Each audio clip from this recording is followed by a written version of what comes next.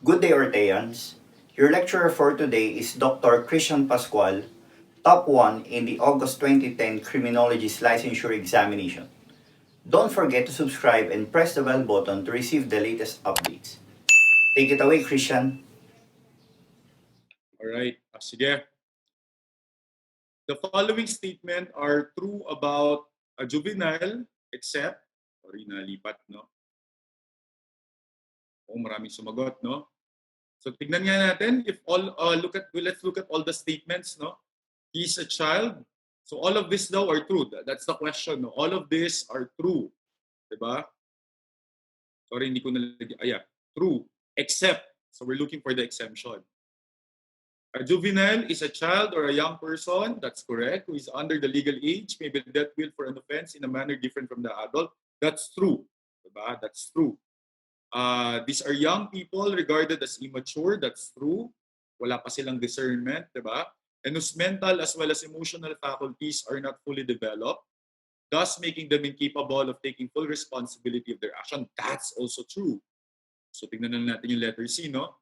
Is a person subject to the juvenile court proceeding because a statutory defined event or condition caused by or affecting that person was alleged to have occurred while his or her age was below the statutory specified age limit or original description. That's also true. Okay, so the correct answer here, you're all correct. The correct answer is letter D.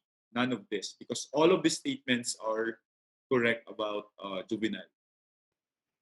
All right, so let's look at the questions. Ito medyo ano to, medyo you really have to read really well each statement because sabi niya all statements are true about delinquency are true except, so we're looking for the exemption. So kailangan naiintindihan niyo talaga kung anong ibig sabihin ng delinquency, 'di ba? Delinquency refers daw, letter A, to the failure to perform an act required by law or the non-performance. So it could be an act, it could be an omission. By the way, omission is the opposite of an act, diba? Or, omission, you fail to do something, diba?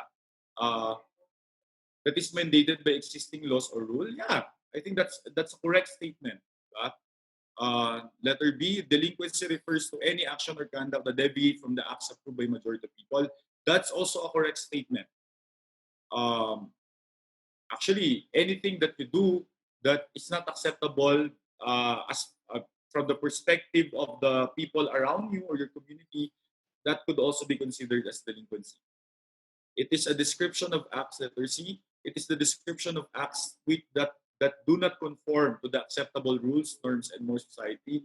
That's also delinquency. So that leaves us this letter D. Ano ba yung mali sa letter D? And why is that the correct answer?